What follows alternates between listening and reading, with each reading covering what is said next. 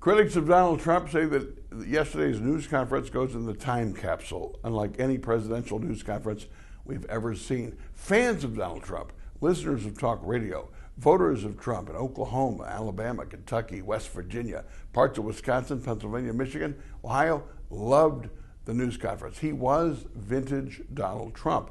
He was the Donald Trump of the campaign. He was the Donald Trump of The Apprentice. He was Donald Trump of 30 years of New York headlines and page 6 in New York of the New York Post. That's what he was, and that's what he will always be. He's not going to be confined by the conventions, the normalities of being president of the Oval Office. No, he's going to be Donald Trump and preserve the Donald Trump brand more than anything. He knows his voters don't like CNN, don't like MSNBC, don't like the media. So he says fake news, they respond. They respond to him at rallies. That's why he's going to a rally in Florida tomorrow night. He needs that adulation, that reinforcement. He also knows that in those states I mentioned, where nationally his approval rating may be 40%, in the states where he cleans up, his approval may be 70 or 80. He knows that.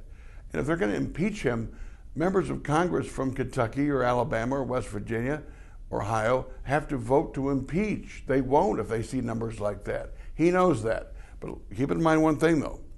You're living on a high wire, Mr. President. Richard Nixon won in 72 by 16 million votes. He won 49 states, but they found the smoking gun, and they impeached him, and he resigned. So far, they've got nothing on Trump. They spent 50 years investigating Frank Sinatra. They had nothing on Frank Sinatra. But Trump, if they find that smoking gun at some point, they will get him, just like they got Nixon. Right now, Trump is riding high, beating his chest, and scoring where he needs to score.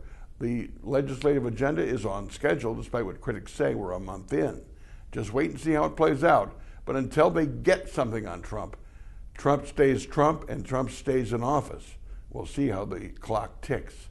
My 2 cents, my 2 minutes are brought to you by Edge Construction and Capital Consultants. Bill McCoshen, lobbyist who worked for Tommy, who gets things done downtown. We'll talk about this and more, and yes, we will, Monday at 8 on the Mitch Henck Show on madison.com.